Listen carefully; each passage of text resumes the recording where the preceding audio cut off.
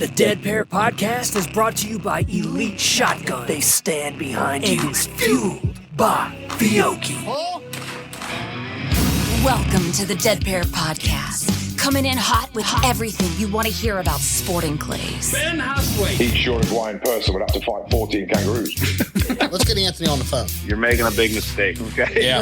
We're talking Gianna Santo tonight. Well, I have something, but I don't know how much everyone's going to like it. I was not ready for that. With your hosts, Jason Rambo. You just didn't want my wife to edit something else you did. And Sean Alley. Gotta keep it PG-13, man. Often imitated, but never duplicated. It's the Dead Pair Podcast. And now, it's showtime. Welcome back, everyone. What's up, Mr. Large and in Charge?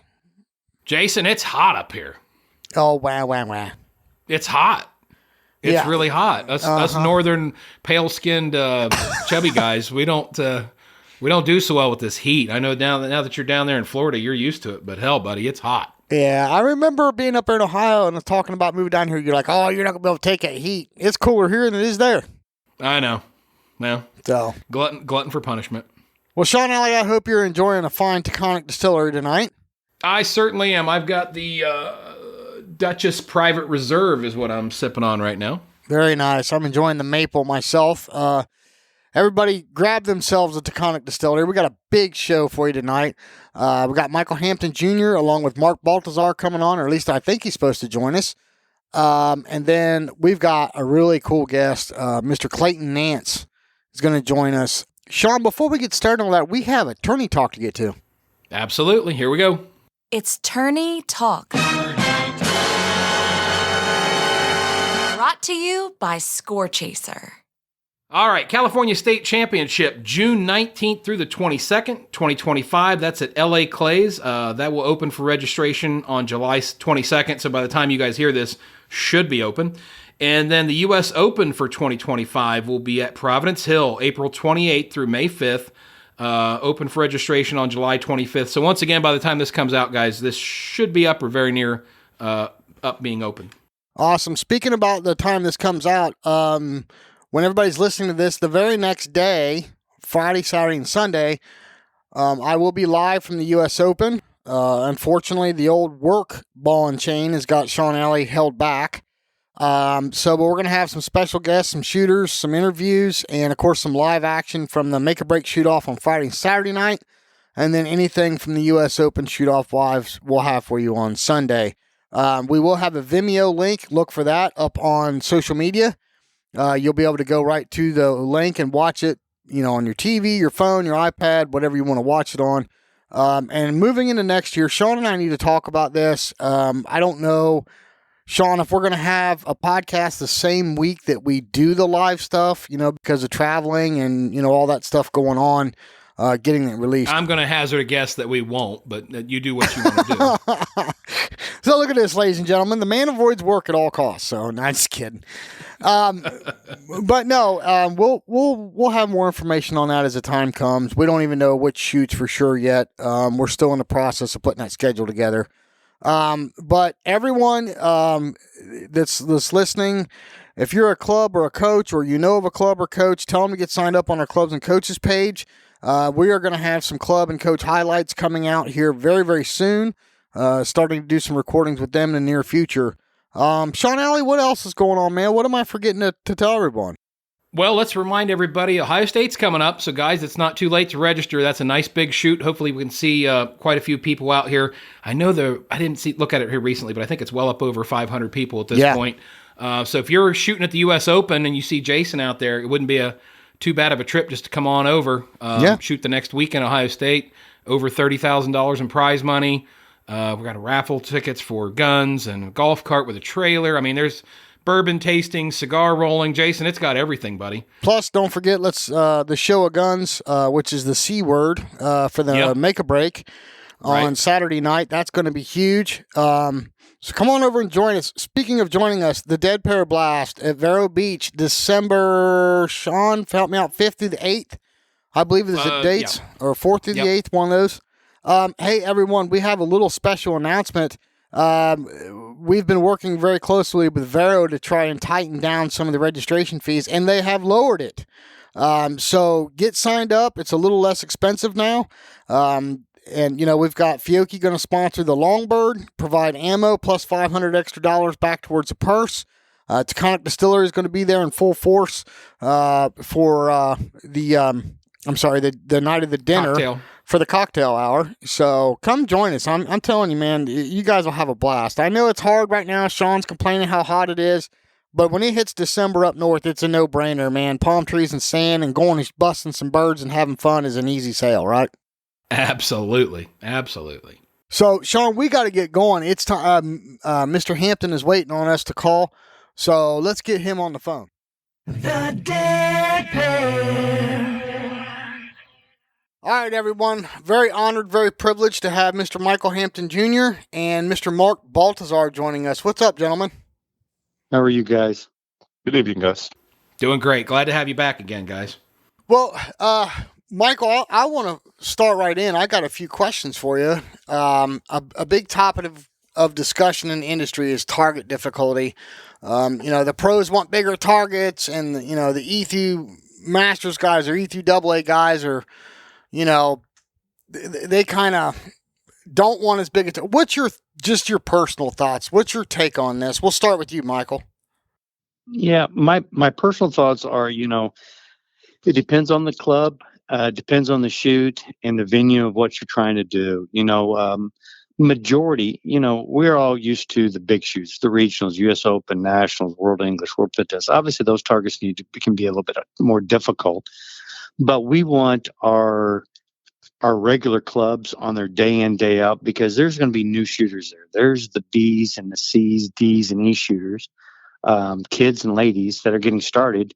And if we set targets that are made for the top cream of the crop, the Masters and the double A's, the guys want to shoot competition targets that are going to get ready for an event, we're going to run off those new shooters because, we hear all the time that even members say, before I got started, I didn't think I was good enough to be a member of the NSCA. We said, no, that's what's holding us back from really growing and getting people that we've got classes for all ability levels.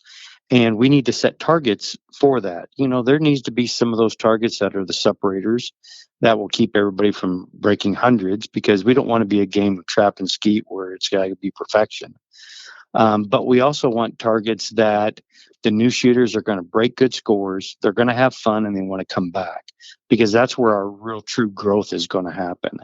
And trying to standardize those type of things, you can do some of that. But the best part about sporting is what people like is it's not standardized. It's like playing golf. You can play all kinds of different courses because they're set up differently. Things out in Arizona got a lot of flat. You're out there with sand. There's not as much terrain. Then you go out to the Rocky Mountain area and you got a lot of terrain and you got hills that are all different. And trying to set things that are standardized takes out the creativity and the enjoyment of what I believe is sporting class. So, I want us to have people where they can break targets, but it's still got to be fun and engaging for all levels. Yeah. And on that topic, Michael, again, Mark and we were talking just before you got on the phone with us, in FETAS, I guess they have a kind of a regimen as far as like at each parkour, they have an easy target, a couple of medium level targets, and then one, hard target or stiff target. Is there any way you think that you could do that reasonably? So like on a 15, 16 bird station, you say, okay, listen, you can throw 3 or 4 stations of, 70-yard crossers and that kind of stuff. But there has to be so many, targets that E, D, C class shooters are going to be able to hit or feel comfortable with. I mean, I know it's really difficult. Obviously, on the bigger shoots, the regionals, the U.S. Opens, the Nationals, you don't want to necessarily set that kind of a standard. But I know it's a tough thing for target setters. They all try to make everybody happy, and that's never going to happen. But I guess one of the questions we get asked over and over again is like, oh, I went to the shoot and it was so hard. Every station was like, set for, 50, 60 yards and everything was on edge. Or the next thing is you go to a shoot and you hear somebody say, oh, it was like a corporate shoot. Everything was 25 yards, big fat, ink balls on everything I was hitting. It was, everybody won with a 98 or a 99. So I know it's difficult. Yeah, but I think that you also get with that is the feedback to the club. That's where the members need to talk to the club and tell them, hey, I like this or I didn't like that, and let them know that, hey, I think we're making it too easy or we're making it too hard. And, the clubs that do it too hard, we hear about those. We hear about those shoots that, this was over the top. It was a seeing test. It wasn't fair. No one's had fun. Well, guess what? Their attendance will reflect that in their next big event. Right. You can burn people that way and they won't come back. If you throw them a little softer, yeah, you're going to have more people have better scores and more ties at the very top. But guess what? You can break those off at tie break stations or shoot offs and that kind of stuff. So if you're going to air, you need to air them a little bit easier than the harder.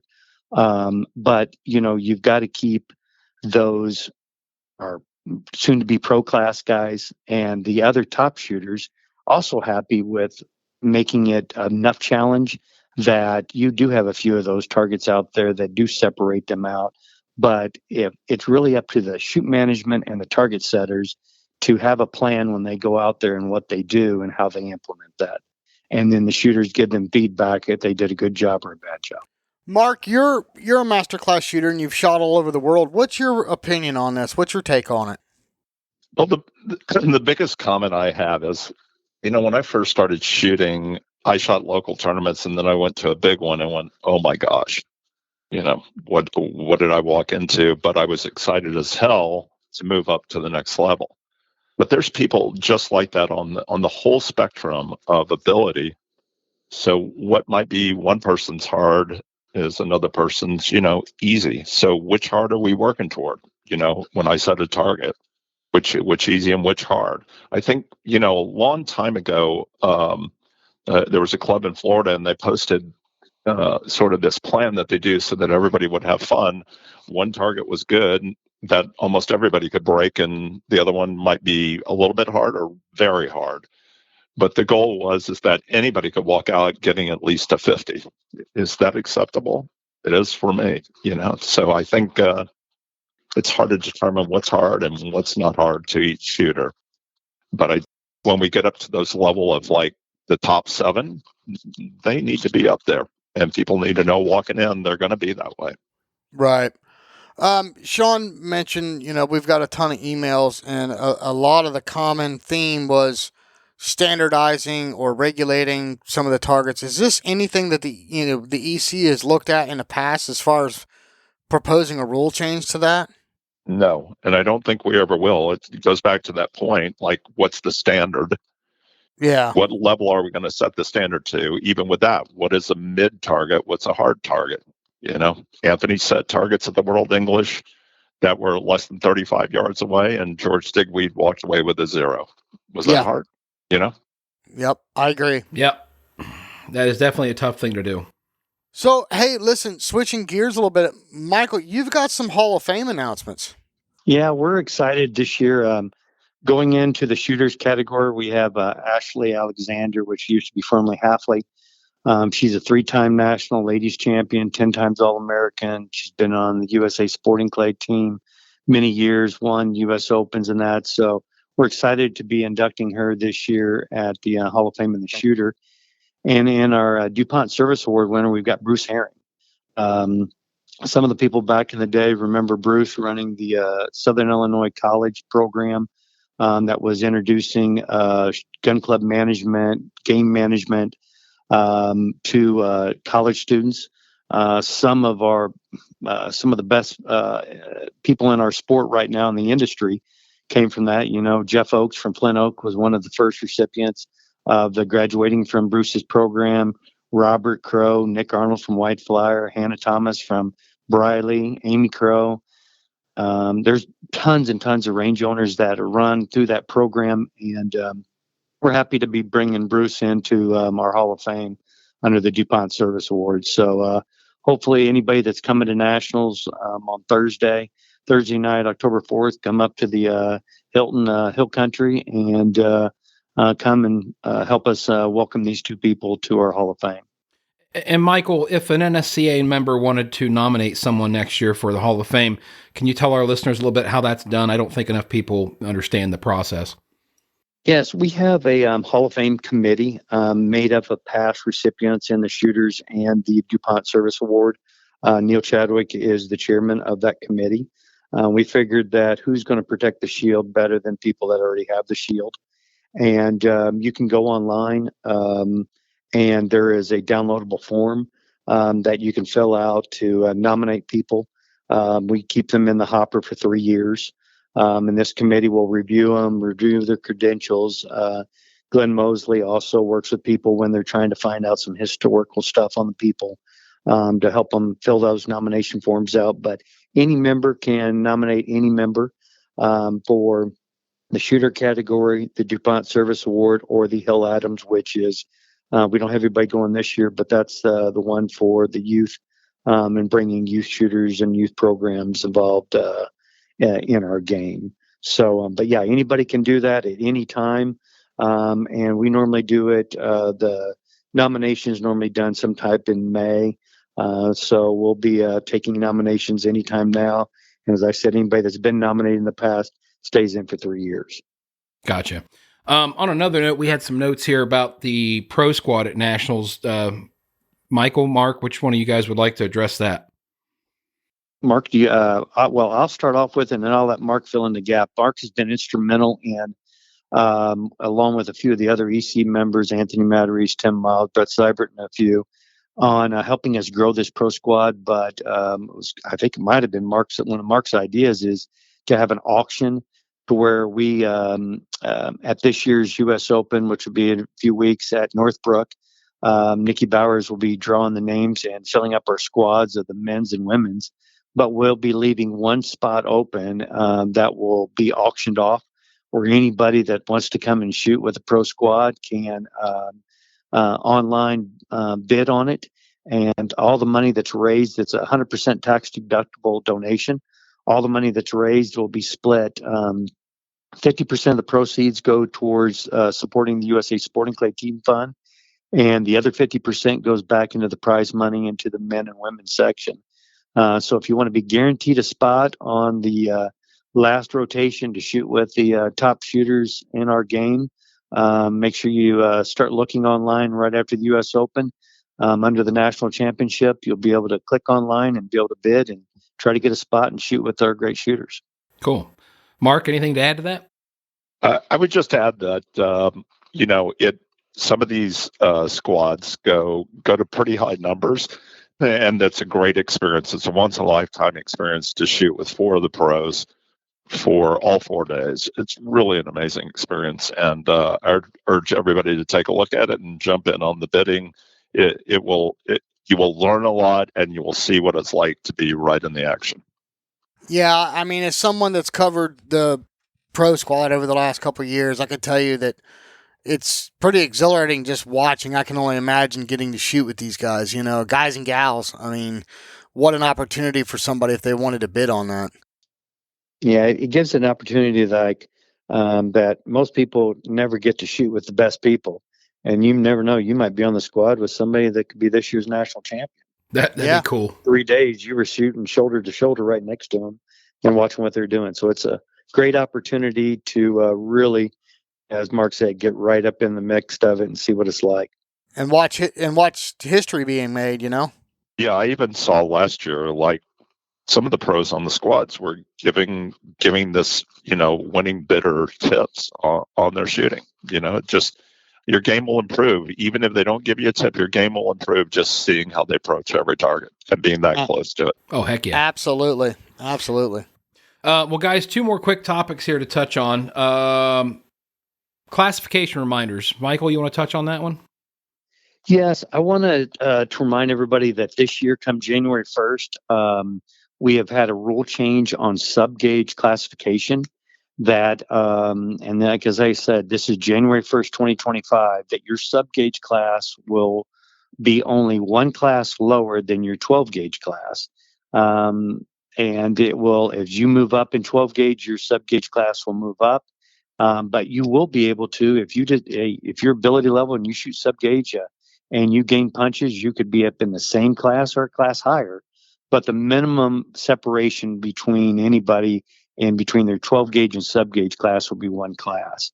The reason for that is we saw that people shot a lot more 12 gauge targets, which is obvious, and they were getting punches and not moving up. They were moving up in 12 gauge and not moving up to sub gauge very much. And then they would go to a big shoot, and you might have a person that was a AA 12 gauge be a C class sub gauge shooter, and they'd win everything. And people were like, "Wait a minute, how does a AA shooter compete with a C class?"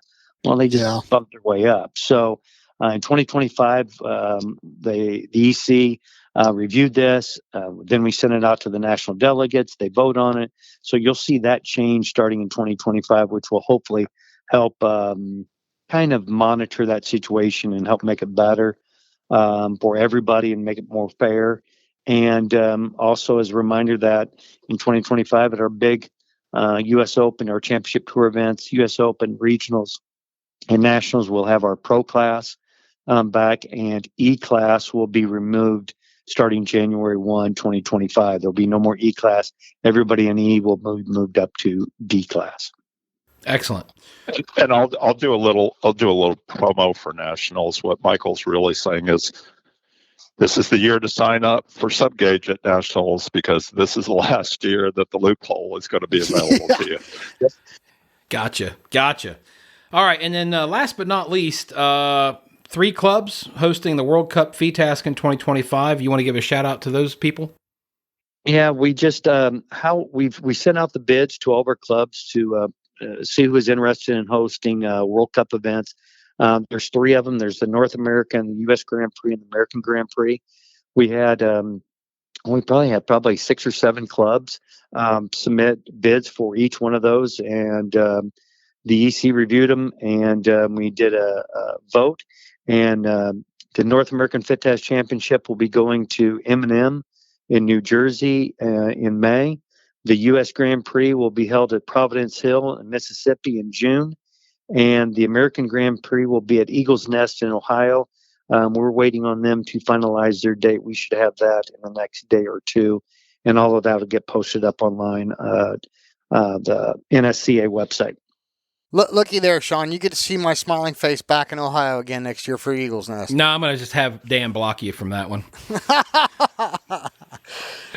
What I would like to give a shout out to Dan Bailey and Christina Laudenschlager.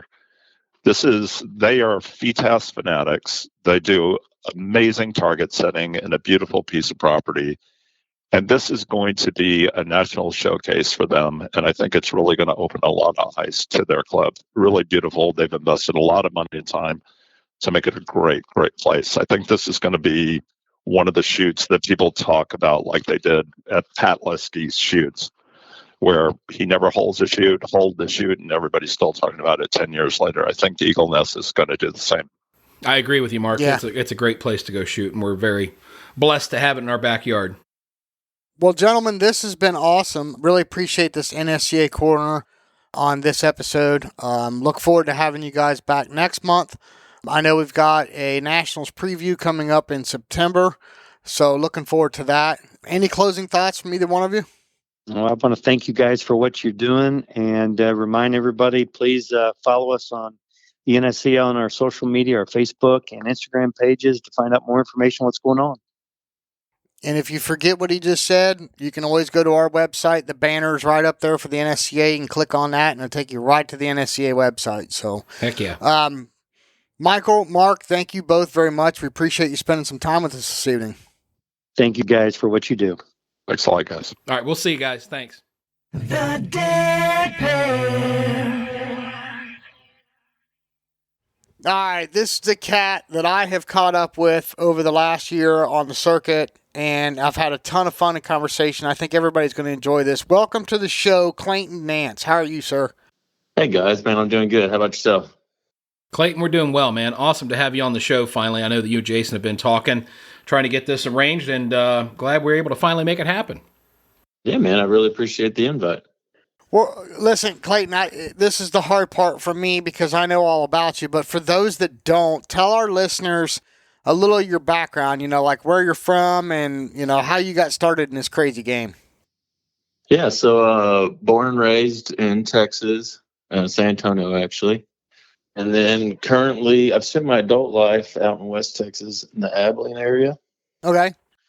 And how I got started in sporting clays, like that's a good story. So me and my family own a granite distribution business.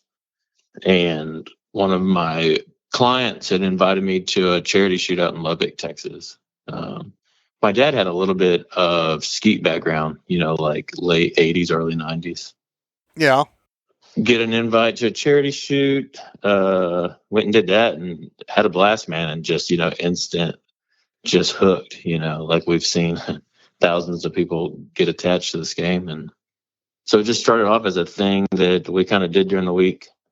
My wife and I and my dad and daughter at the time was just a newborn. So we would go out to the local gun club during the week, shoot a couple of rounds. And then a friend that I'd made there at the club, Colby, had actually said, "Hey, man, have you ever been to a registered shoot? Hey, what's that? Hey, why don't you jump in my truck this weekend and I'll show you." And so that was, 100,000 registered targets ago. Real quick, Clayton, what year was that you got started into sporting clays? Not registered, but just started. It would have been 11 years ago. Okay.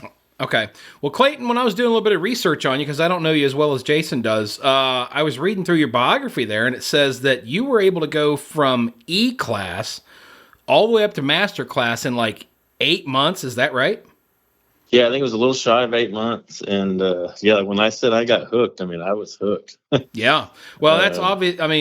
That's a huge accomplishment, man. Dude, there's guys that still haven't made it to master class, after years of trying. And I'm sure you were out there probably seeing all these people and talking to them. So that had to have, been like, well, maybe I'm pretty good at this. Yeah, I think that was some of it. So I grew up just competing in general. So when I decided I wanted to start competing at shotgun shooting, I instantly reached out for help. Reached out to Gavin Miles instantly into sporting clays.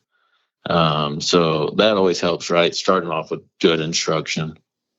And living in Texas, you can catch 2 to 3 registered shoots in a weekend. And sure. I just had the bug, man. And so I was shooting a lot and getting better at it and getting punches. And next thing you know, we're in masterclass, in the Shark Tank, as they say. Mm-hmm. Well, this is the exciting part of this conversation for me because, like me, you have a motocross background. So I know where that competitive nature comes from, right? You and I have swapped some moto stories, and it's been a blast. But as much as I've talked about it on this show, I don't think a lot of people understand. There's a lot of similarities between the two sports, although the execution is vastly different, right? So, Clayton, you and I have had these conversations. Can you talk about the similarities in the two sports? Yeah, one similarity, right, is just general work ethic. Like both motocross and sporting clays. The more work you put in, the more results you get back, right? And so learning that at an early age, again, I just kind of transfer that into sporting clays, right? Right. Consistent practice, consistent coaching. That approach, I think, is how I was able to pick up sporting clays so quickly. On the opposite, motocross, aggression's your friend, right? Like, yeah. You get a little pissed off and mad on a dirt bike, and generally that translates into speed. Oh, yeah. For me, anyways, I don't shoot well when I'm angry or mad, So that's been a transition, learning, the mental game aspect of sporting clays, keeping a cool head, letting a miss just be a miss, a thing of the past, being present, I always say. So right. Well, that's, like I said, the execution's different. And, what I mean by that, whereas motocross, you can give 110% and, push with adrenaline.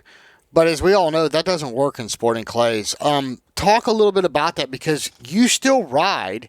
Do you still compete in motocross or you just ride? I just ride. Okay. I don't do any racing.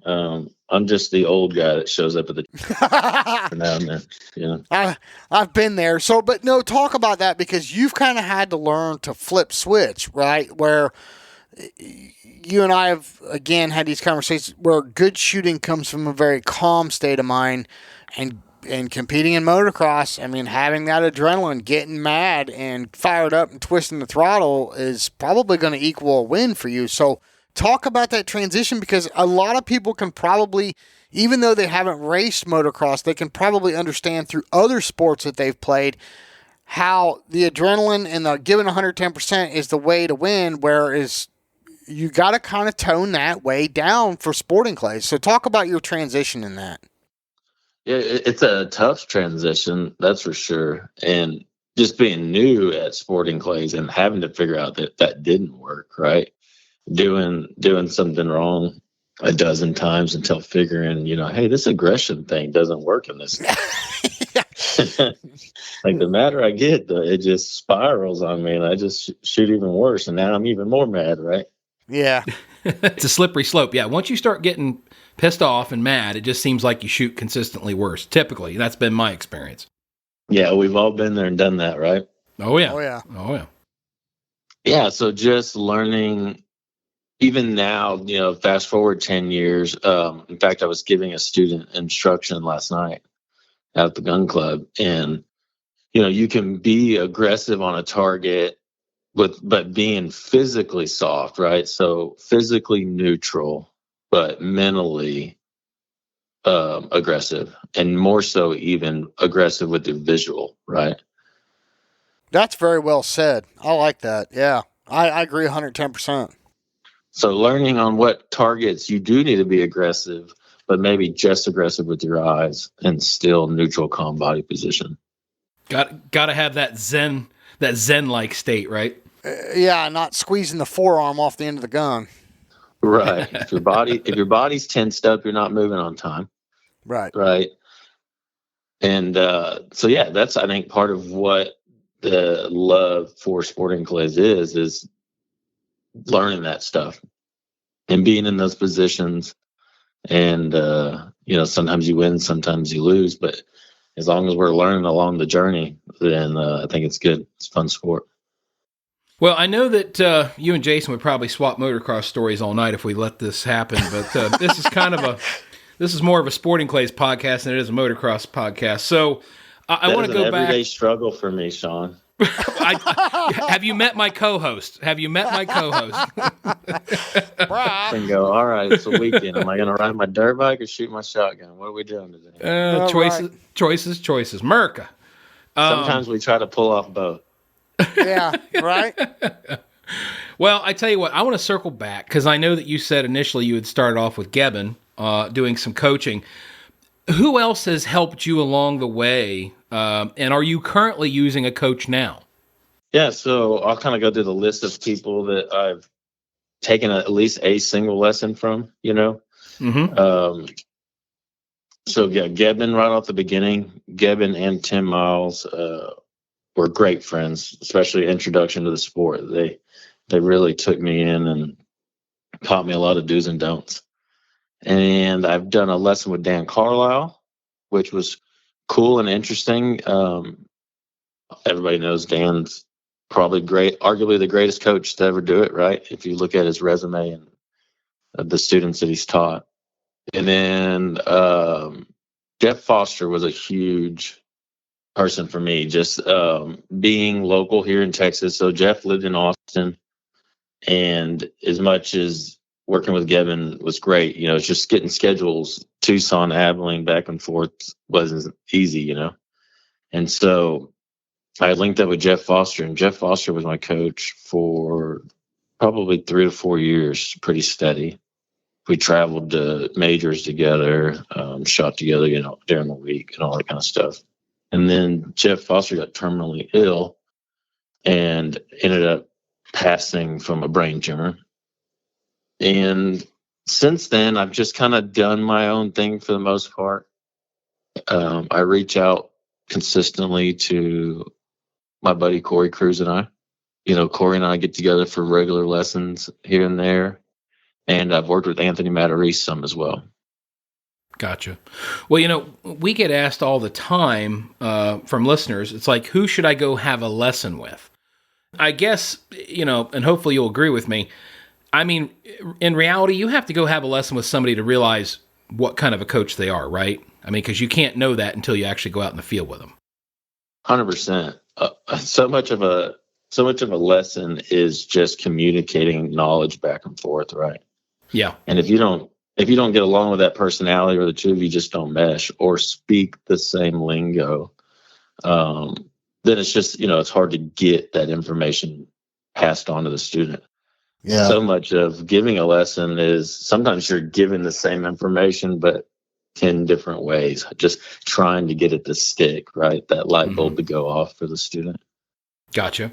Yeah, I mean, we get asked that all the time. The reason I was asking that question was there like and you don't have to call out any names or anything, but I guess I'm curious, like when you were taking these lessons from these different coaches, was there like an aha moment where you're like, okay, this guy gets me, or this coach gets me, or I feel more comfortable with this coach, or I feel like, I'm similar in shooting styles or thought processes? I mean, tell us a little bit about that. I mean, was there like an aha moment, or was it more of a kind of trial and error type of thing?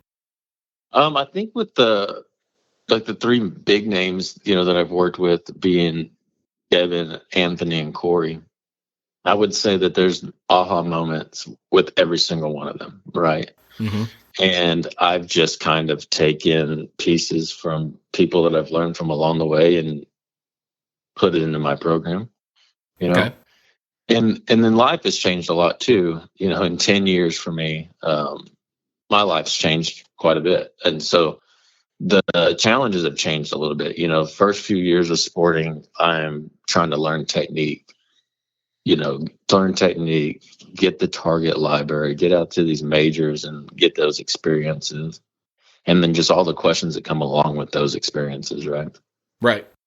So then fast forward a few years down the road, and there's new challenges. I own and operate my own business. I've got a daughter named Riley. She's 12 now. And so that's kind of where me and Corey started working together. Me and Corey have so many similarities in that sense, right? Work and family and just juggling real life priorities. But we both still want to show up to a tournament and win. And so there's been a lot of aha moments with Corey there, just like, all right, my amount of practice that I can do now is limited. So maybe we need to make some changes on how I practice, quality of practice, and then just general approach to tournaments. Changed my technique a little bit along the way, got more into feel of the target, and less of a timing. So just little things like that. So as long story long, but just as my life has changed, some of my shootings had to change as well along with it. Gotcha. That's very well said. And something you said there kind of struck me, Clayton, is, with Corey, and I know how the two of you are, but together and individually. But a lot of that, and now that you're coaching, I'm sure you're figuring this out even more, is sometimes you can have a great coach and a great student, but that doesn't mean they're going to be good together. So there's a personality there as well, right? So like if the personalities mesh, the lesson becomes much easier and the information absorption comes much easier. Am I correct in saying that? 100%. I think that's extremely important. You've got to keep the lessons fun. You got to keep everybody loose. And, when a student's loose and having a good time, they're paying attention and they're able to execute what you're trying to put through, and I just think it's easier on all parties if everybody's getting along. Right. And speaking the same language, right? Being able to relate things. Early to kind of go back, 10 Miles has some motocross background, right? So he was early into my sporting. He was really good about relating certain things to motocross, to dirt bike racing. And so anytime you can relate to somebody, I just think helps drive that point through. Absolutely. Nope, that's a good point. A little bit further on that point, let me ask you this, and I'll let Jason take the reins for a minute. Clayton, so while you're coming up through the ranks, you're learning, how to shoot, you're learning your movements, you're learning your skill set. At this point in the game, are you like technically, do you use a specific style when you shoot? Like, sustain, lead, pull away, swing through? Or at this point in the game, are you basically comfortable with all three styles and you kind of implement them when necessary? Good question. I am probably 90% sustained. That's where I'm comfy. Mm-hmm. I'm comfortable with a gap, right? Like I like shooting big, nasty crossers. That's where I'm comfortable. But I do think it's important to be able to shoot other techniques, ripping nasty quartering bird. You need to work from behind that bird sometimes. So I'll do some pass through. I think we all do some level of pull away, whether we want to admit it or not. Mm-hmm. Even though I'm 90% sustained, I think there's always some level of pull away going on there, and so yeah, I definitely practice all techniques. Like I want to be well-rounded and have a toolbox, that I can dig into and pull out whatever tool I need when I, get to a station. Gotcha. That's so well said, Clayton, because even myself, and listen, I couldn't hit water if somebody kicked me out of a boat, but even myself just coming up, like I tried to just execute one technique and get good at it, and there was just certain targets I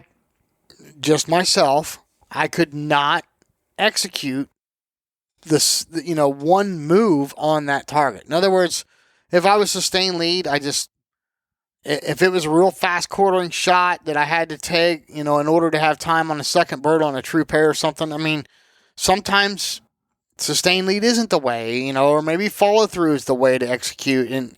So I use everything, and it sounds like you went through that learning process as well. Yeah, absolutely. Like I said, I'm still my go-to, my comfort is sustained, but yeah, I think it's important. Jeff Foster was really good about reminding me of that, having all those balloons, if you would, if you put each technique in a balloon, keeping all those balloons equally inflated, and you just never know. When we walk into a station at a sporting clay course and it's a nasty true pair, it's nice to have a couple options sometimes, and not just be like a one-trick pony. Well, when you were blazing up through the classes, which, 8 months is huge. That's fast. Did you ever think, wow, this is easier, this comes easy to me, but at the same time, you were probably a little humbled meeting some of the top shooters that, took years for them to get there, to make masterclass in the process? Yeah, looking back, I tell people all the time, man, the second year that I was shooting, I thought I had this figured out, and then year 5, I look back at, year 2, Clayton, and I just laugh. Like he had no idea what he was doing,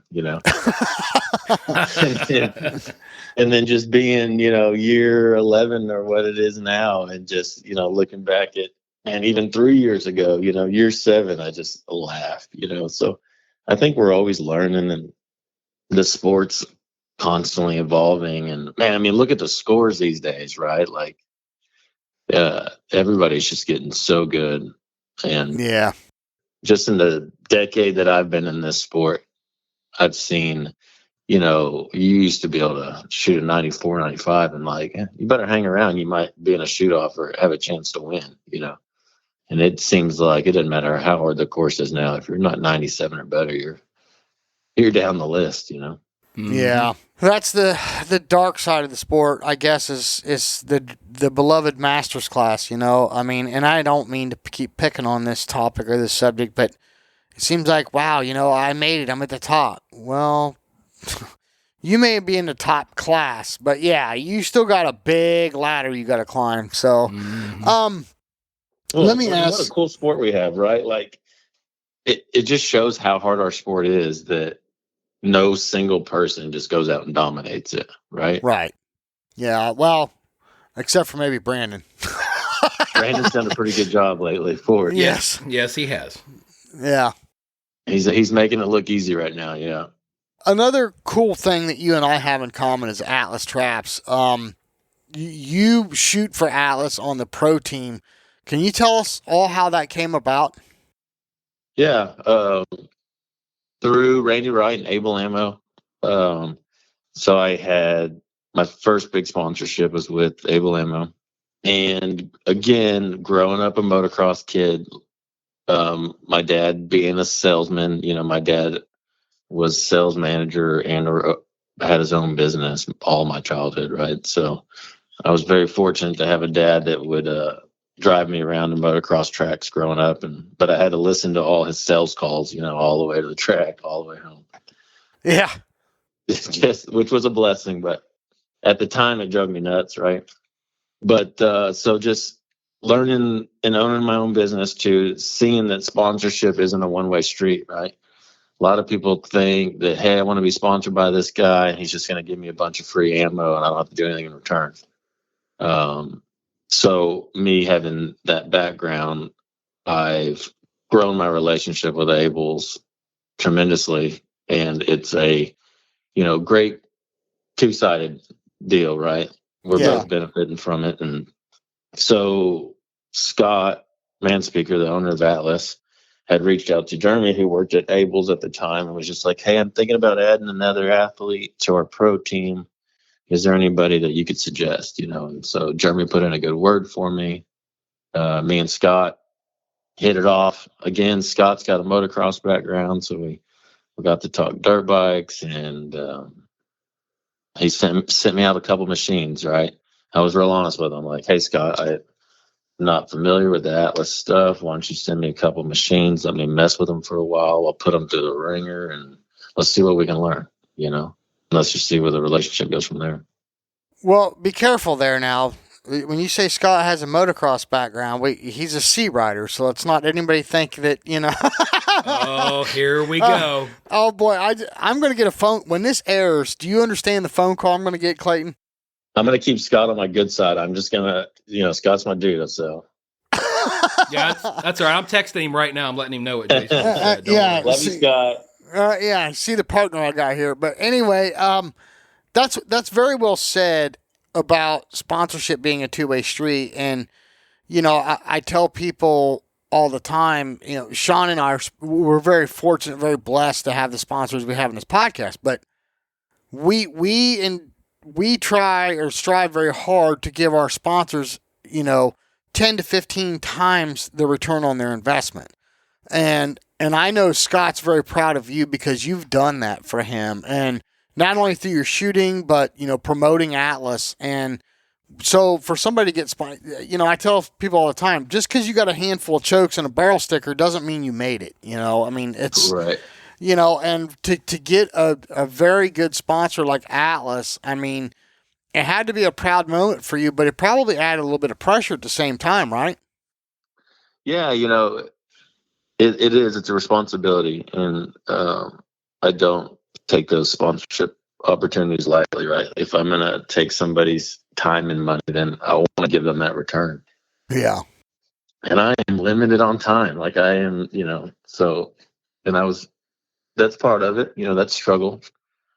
But it's fun too, I like it.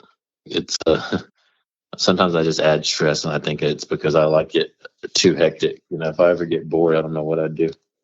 Yeah. I hear you, man. I hear you.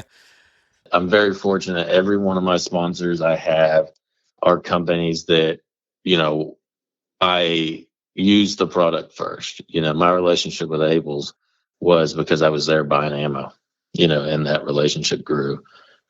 Jim Greenwood's another one that's been really great to me. I was multiple stocks in before that relationship turned into a sponsorship, And so, I've just been very blessed to have products that I love as sponsors, Well, and Clayton, I'm sure you can imagine me and Jason get hit up all the time. Like, oh, my son or my daughter is shooting really well. How do we get him a sponsor? And, we keep telling people all the time in and time out. This sport, the only thing that's carrying this sport is the vendors. It's the choke tube guys, it's the shotgun shell guys, the guns, shooting vests, all that stuff. And these guys get beat up year after year after year. So you really have to understand that in order for them to sponsor you as a shooter, you have to be bringing something to the table for them. You know what I mean? If they're going to sponsor you with a gun, then you probably need to sell them 10 to 20 guns a year to make it worth their while to be there. Yeah, do the math on that, right? Hey guys, We're going to give you a $10,000 gun. how many guns do I need to sell for that dealer to get their 10 grand back? Right. Exactly. Right. And that's what, exactly. People fail to realize that. They think it's just, oh, well, so-and-so won this or so-and-so placed second in this big tournament, so give me a sponsorship. And it's way more than that. It's way more than that. Anyways, I'll change gears on that. Well, yeah, and just relationships, right? You got to build that relationship. Right. I mean, that's the thing. You scratch my back, I scratch your back. That's how it has to work. You can't just be, okay, just give me, and give nothing in return. It doesn't work like that. But let's clarify, it's not an equal scratch. You need to be doing 10 to 15 times the scratching is what they're doing. That's right. That's right. Because, look, why else are they sponsoring you? Oh, you're a good guy. Well, you know what? There's a lot of good guys out there. Yeah, so, they're not doing that to break even, right? Right, exactly. Positive return. Right, absolutely. All right, well, changing gear on that. Sean, you want to buy some traps? You're the second Atlas dealer I've had to answer that question to. I know a fella. Right. Well, let's change gears on that for a second, because Clayton, let's talk about some of your accomplishments. Maybe there's a favorite win. Do you have a favorite tournament that you go to? Tell us a little about some of the stuff that you're proud of, and what are some of the shoots that you look forward to year after year? Yeah, San Antonio is just right down the road, 3.5 hours. So we've got nationals there, basically my backyard every year. So we definitely hit nationals every year. We also have Texas State every other year at nationals, and then on the opposite year, it rotates to a local Texas club.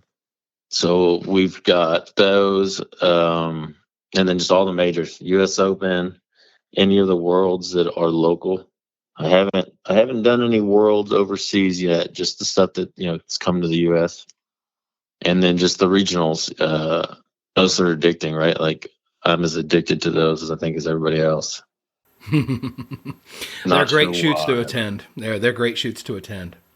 Yeah, while we're on the subject, shout out to Pete Malloy. Like, how awesome was World? Oh my gosh, that was an amazing event. Yeah, I hated to miss that. Yeah, Game Unlimited crushed it on that. Like, I think that single-handedly was the most fun shoot. Like, I was generally sad it was over on Sunday. I could have had a couple more days on it. It's funny because David Radulovich and I did the live broadcast, and then Sean, David, and Chad and I all did a scoops segment the Monday after or Tuesday after.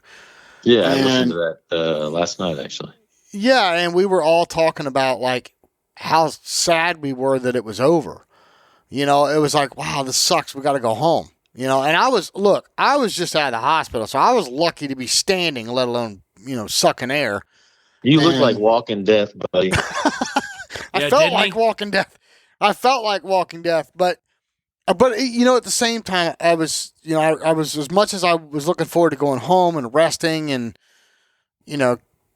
I think I needed that, but at the same time, I was sad it was over because I was running on adrenaline. That was the only thing I had in the tank, man. I mean, really, at that point. And it was so much fun, and seeing people from all corners of the globe. And then the event itself that Pete and his staff put on was just amazing. So, yeah, hats off to him.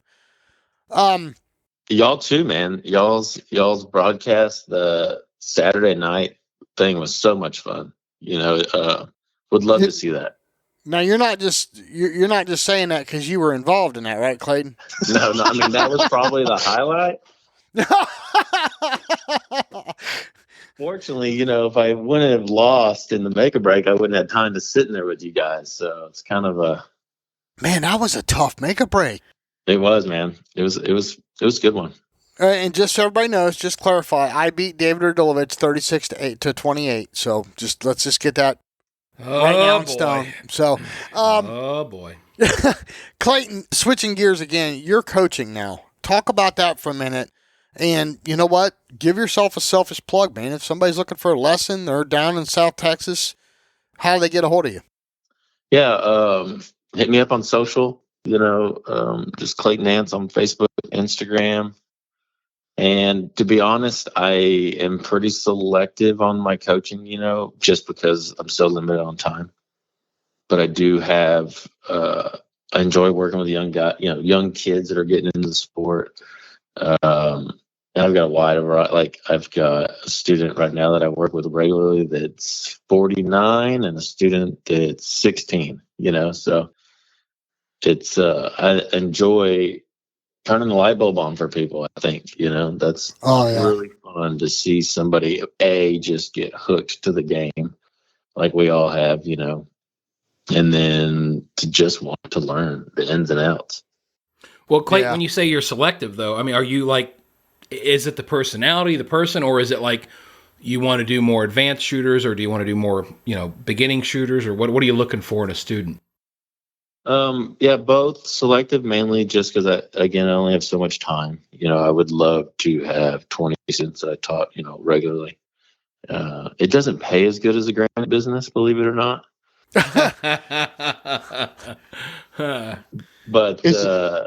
But no, I do. I just, you can tell when a student is there, they want to elevate their game for the right reasons, right? Learning the bones of the game, not, hey, tell me if I'm in front or behind this target, right? Like, I really enjoy teaching people why we have certain hold points, why we are doing certain things with our eyes, and just showing them the result. I gave a lesson here. It was right before I flew back up to Ohio, and the gentleman, I mean, when you see that, Sean talked earlier in the podcast about the light bulb moment, and when you see it in their eyes when the light bulb goes off, right? And like when the light switch flips on, you're like, and they light up, and the smile on their face. I don't think money. I don't think there's any monetary that can replace that. When you've helped someone get to that point, right?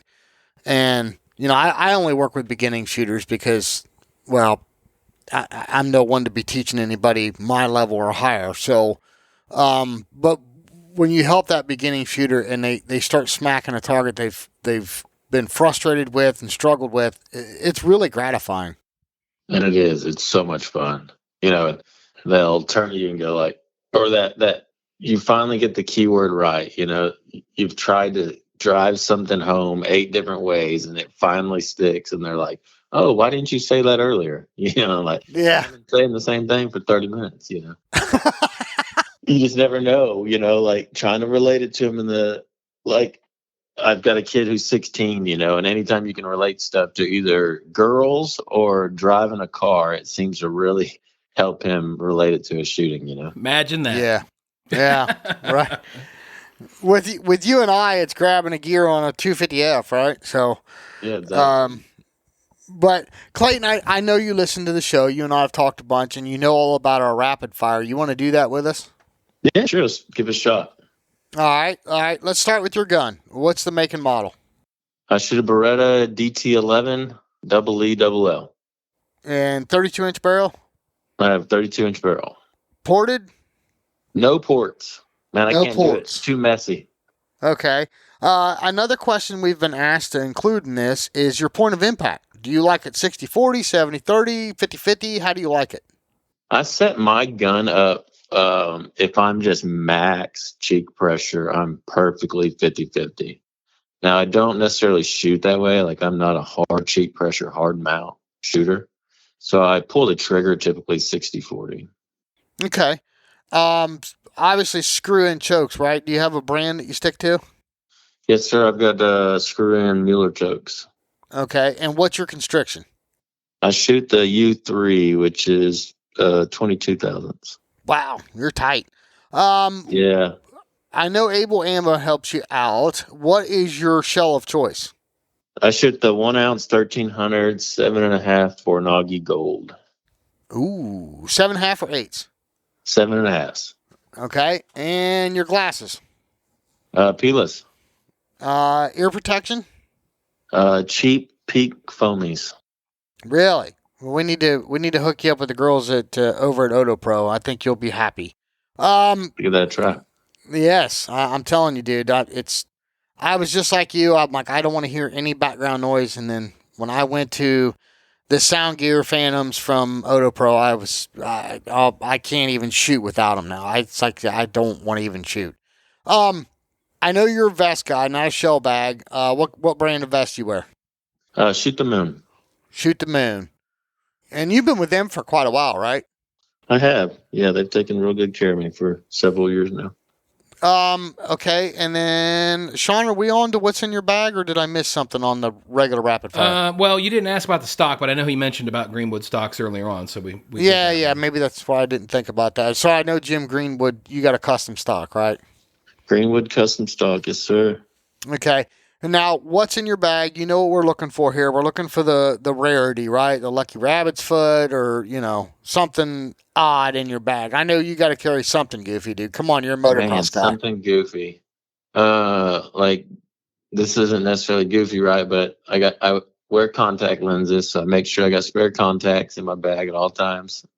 Some eye drops, spare trigger, case of Pilas, like I got a Pelican full of Pilas, and a snack, right? Like, you never know when you need a RX bar or something to get you through a round.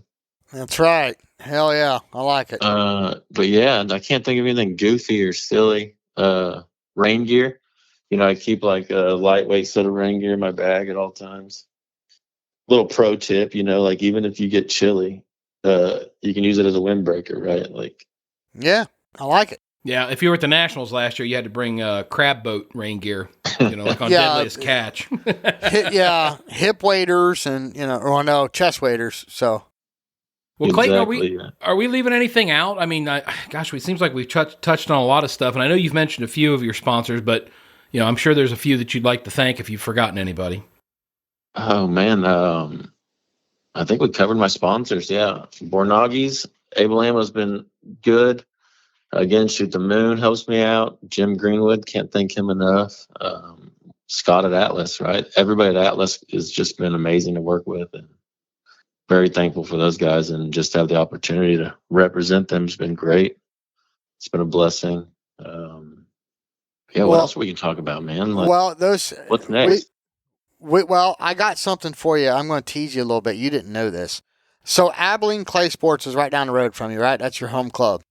Yep. And which, by the way, American-made Atlas traps there. Thank you, Clayton, for that. They bought my first tower, dude. They bought my first prototype tower, and after the Ohio State shoot, it's headed to Abilene. So congratulations. You got yourself a 20-foot Clay Range Design Works tower, all aluminum, modular, holds 2 traps, can be moved across the course. So enjoy, my friend. About that. Yeah. Oh, you did hear about that. I did, yeah. So when did you say that gets to the club? So after the Ohio State shoot, it gets set up here, which the Ohio State shoot, and I know you're coming, Clayton, is the week after the U.S. Open over at the Cardinal Center. It's going to be set up there, and then Mr. Ben McAnally is helping arrange getting that down to Abilene. Very cool. So, yeah. And by the way, I spoke to Ben the other day, and he's got some really cool stories, but I don't think we can talk about them right now on the air. We'll have to share those with Sean. Not PG-13 for our listeners. No, they're rated R. Got to be a couple PG stories. They can't all be raunchy. Okay, well, give us one, Clayton. I tell you what, give us one while you're on here. I said that. I put my foot in my mouth. You open the door, Clayton. Come on, man. There's got to be a PG-13 story traveling with Ben McAnally somewhere. Man. I heard something about somebody had to take a leak really bad while you guys were traveling. You want to fill us in on that one? I don't think I can tell that story, can I? Okay. I thought maybe you had a PG-13 version. I guess I was wrong, so. No, we travel to shoots pretty often. It's fun to have a traveling partner, and we share a lot of hotel rooms, and you can just imagine 2 guys in a hotel room. There's some stories for sure. Especially Ben. I'm sure he's a load of fun. Oh man. Yeah. Let's just say that I'm the clean and tidy one in the relationship. Well, you've surrounded yourself with really good people between Ben McAnally, Corey Cruz, Atlas Traps, Abel. I mean, look. You've got a lot of good people around you, Clayton, and I've gotten to know you a lot in the last year. It's been a joy and a pleasure. I look forward to seeing you at shoots. So, I wish you nothing but the best. Dude, any closing thoughts whatsoever? Yeah, man, I appreciate all the kind words, and yeah, I'm just very blessed. I think the best part about this game is the relationships you build along the way.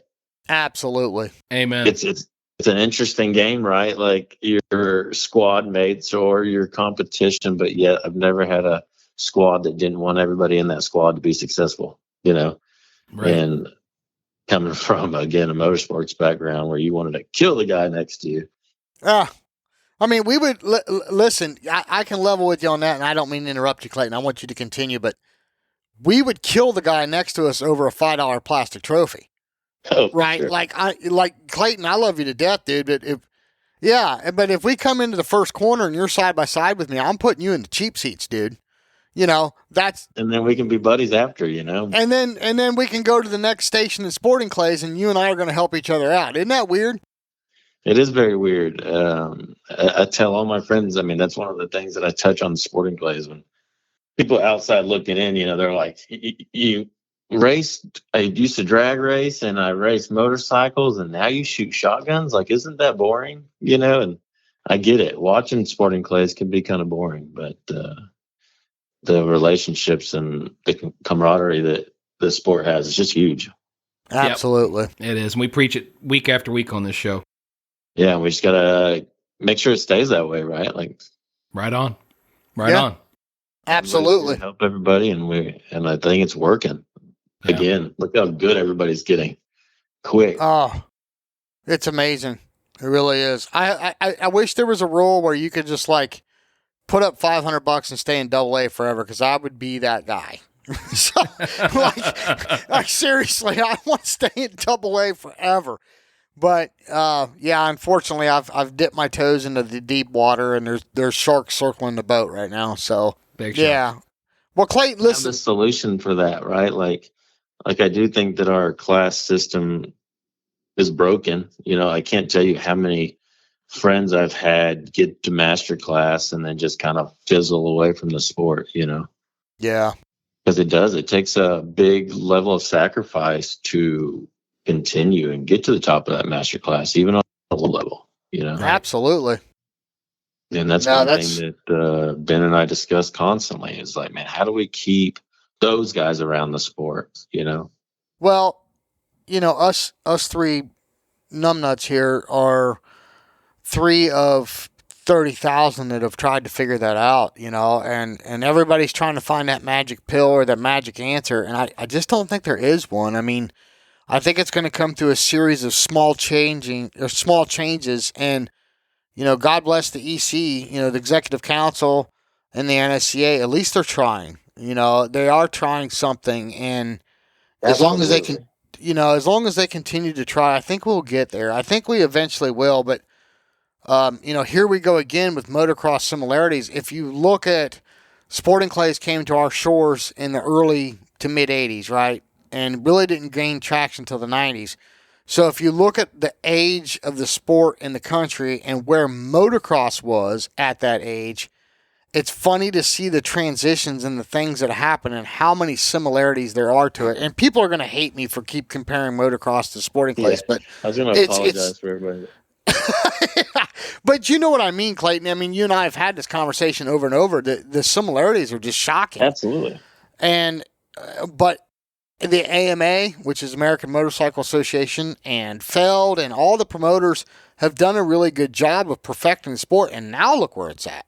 So and I think recently, to be honest, right? Like, for years, outdoor motocross and indoor supercross have just butted heads and hated each other. Two different organizations, and now just recently decided to take the gloves off, join forces, and the sport is back headed in the right direction again. So and I think we're headed in the right direction with Sporting Clays. I think the biggest nemesis is the masterclass, and like I said, good on the NSCA and the EC for trying something new with the downclassing and everything. And I think there's going to be more steps coming, and I think that will help. I mean, I'm just spitballing here. Nobody hold me to anything. I don't know any inside information, but I mean, I think the way the EC is working right now and inside the NSCA, I think they realize they see the problem, and they're trying to get, we get all these new shooters, right? Constantly. That's That's what this podcast is all about, is introducing new shooters and taking someone new shooting and introducing them to the sport. So if you look at the growth rate of new shooters, it's huge every year. But then you have the drop-offs. As we're growing with new shooters, we've got people that have made masterclass, and like you said, they fizzle out and they quit. And I think the NSCA sees that, and it's like, okay, we got to fix this. So I think it'll get there. We just got to be patient. And, as frustrating as it is, unfortunately, the guys like Sean and I that have no business in masterclass are going to eventually end up where we're supposed to be, as Mark Baltazar said. So, Yeah, or we're I just by no means have a solution, right? Like, I just interested in trying to come up with one, right? right. Like you said, getting people involved in the sport doesn't seem to be the challenge. It's keeping these guys here for the long haul.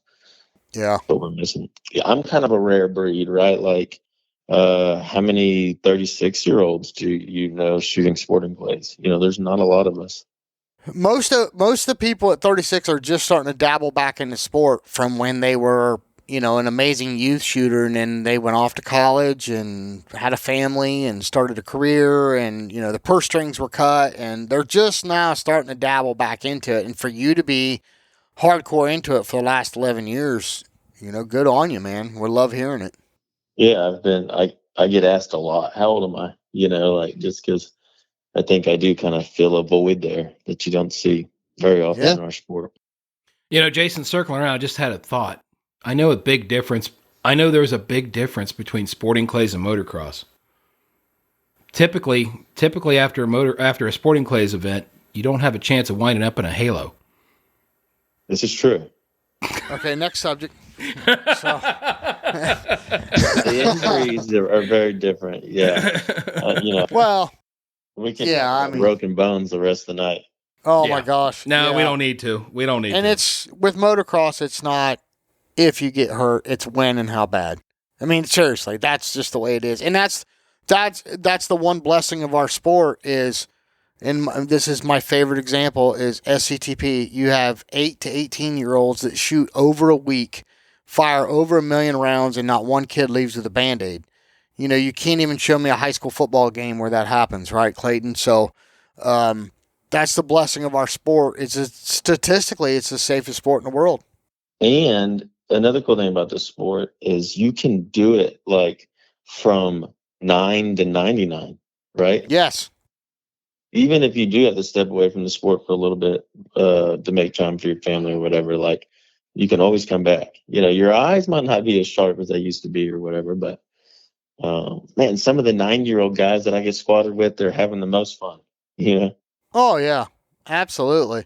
I mean, we interviewed a guy here at the beginning of the year that's Sean, 86 years old, and just picked up a shotgun, like quit golf, picked up a shotgun, and it's hooked. And the guy's now he's 87, but 87 years old, and the guy. I mean, listen, I shoot around Florida, and I see him everywhere. And the guy's just having the time of his life. I mean, how awesome, right? Yeah, you're not going to see that in motocross. I'm sorry. You're just not.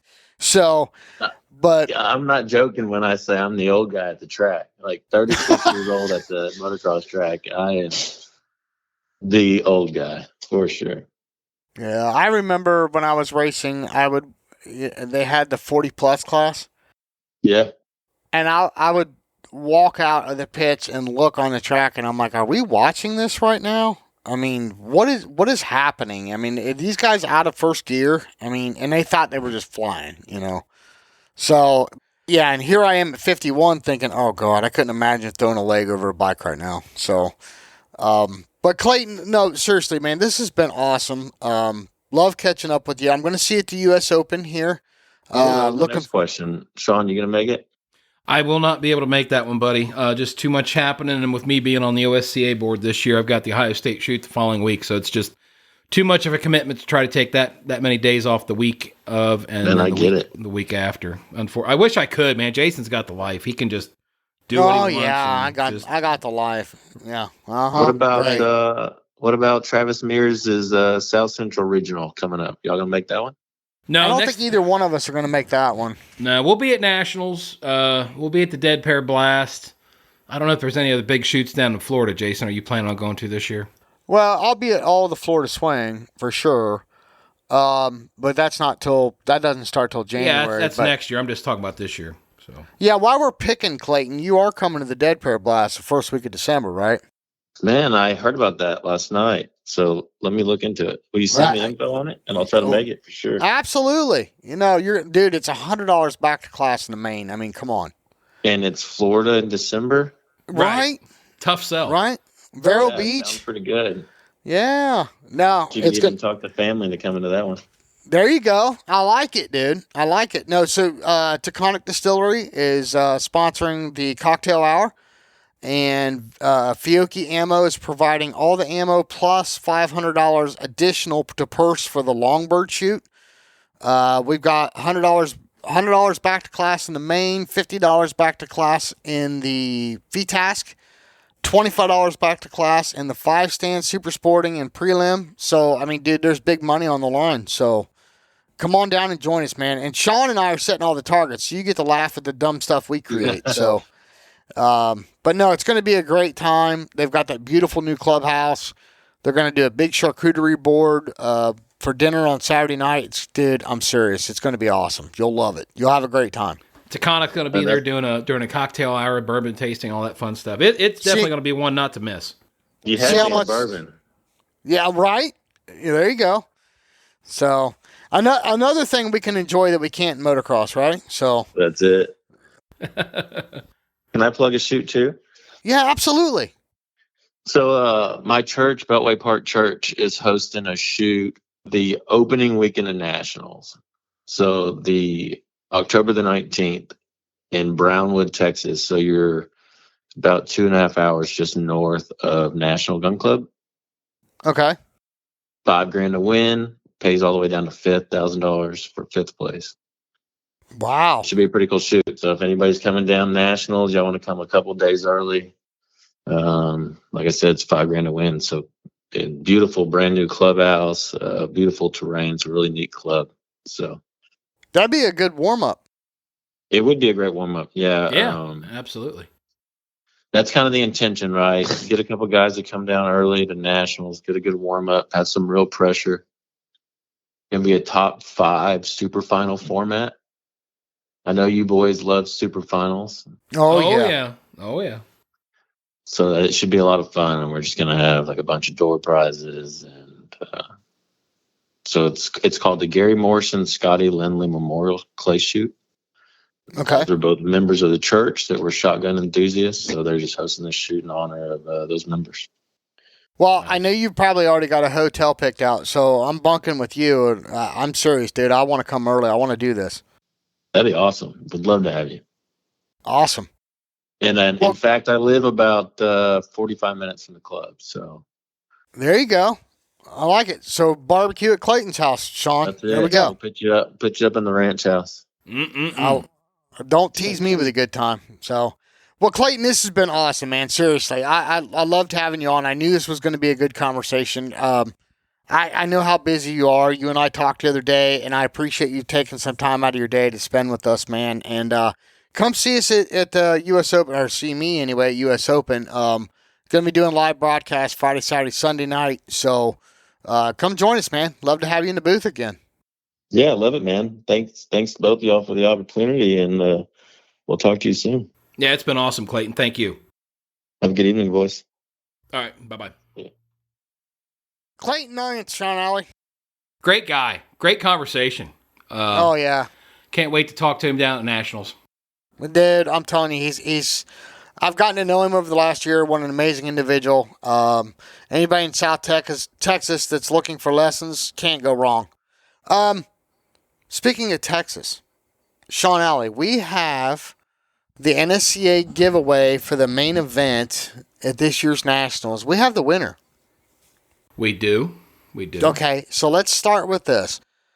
The contest was to guess the number of active members in the NSCA. So let's talk about first, Sean. What is the number of NSCA members total? So active members. No. Okay, so total members 36,464. And what is the number of active members? The number of active members is 18,384 shooters. Now, we didn't have anybody guess it correctly, but who was closest? The closest guess was 18,302, so they were off by 82.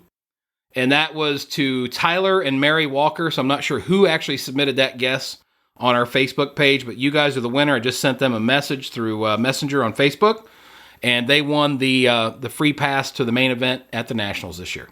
Awesome. So cool. I hope they put that to good use. So it was Tyler and Mary Walker. Tyler and Mary. So Tyler and Mary, if you guys are down there at Nationals, look Sean and I up. Both of our ugly mugs will be there. I'd like to congratulate you and shake your hand. Sean Alley, we have been very long on this episode. What do we tell everybody every week? Well, like Clayton said, take somebody shooting, get somebody new involved. It's just worthwhile to watch the smile on their face when they start breaking targets. Take them to a tournament. Take them to a tournament. Take them to a charity event. Just get a gun in their hand, get it moving, show them what it's like to shoot the gun, break a clay, and trust me, the rest will take care of itself. And don't forget about the Dead Pair Challenge. Take one new person a month out shooting. Post the pictures up on our Facebook page or Instagram page. Or just, if you don't have social media, send us the pictures. We'll post it for you. That's right. That's right. So, with Sean Alley, like I said, we've ran long, so we're not going to keep yakking. Until next week, my friend.